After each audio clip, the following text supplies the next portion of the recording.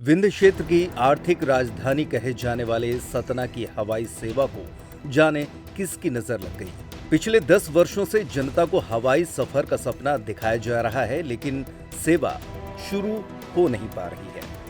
यहाँ हवाई अड्डा है, पूरा स्टाफ तैनात है, रनवे भी बना है, लेकिन उसकी लंबाई इतनी कम कर दी गई है कि बड़े विमान उतर ही नहीं सकते। रनवे की लंबाई महज 1200 मीटर है, जिसके चलते बड़े प्लेन उतरने में दिक्कत हो सकती है। कहा जाता है कि रनवे पूरा न होने के चलते मामला अटक गया है। सतना एयरपोर्ट के नवनिर्माण के बाद रनवे की लंबाई को लेकर एक बड़ा विवाद खड़ा हो गया है। यहाँ 1800 मीटर का रनवे हुआ करता था, वहीं निर्माण के बाद इसकी लंबाई 1200 मीटर कर दी गई है। इस बदलाव के कारण छोटे विमानों के लिए भी लैंडिंग मुश्किल हो गई है। अब सवाल ये उठ रहा है कि ये प्रशासनिक लापरवाही है, तकनीकी चूक, या फिर कोई सोची समझी साजिश।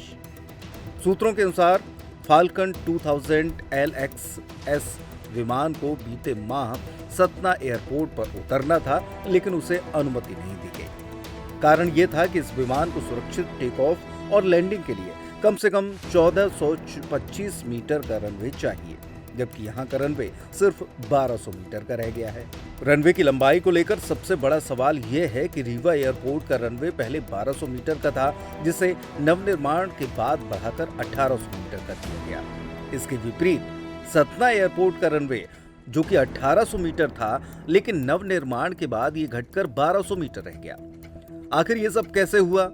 इस मामले में एयरपोर्ट अथॉरिटी के जिम्मेदार अधिकारी बात करने को भी तैयार नहीं है। सूत्रों के अनुसार सतना एयरपोर्ट की जमीन पर वर्षों से अतिक्रमण की समस्या बनी हुई है। एयरपोर्ट की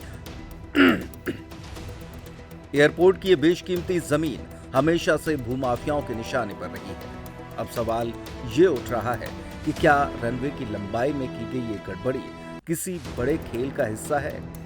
यहाँ दोनों छोर पर भारी अतिक्रमण है, जिससे निपटना सबसे बड़ी चुनौती है।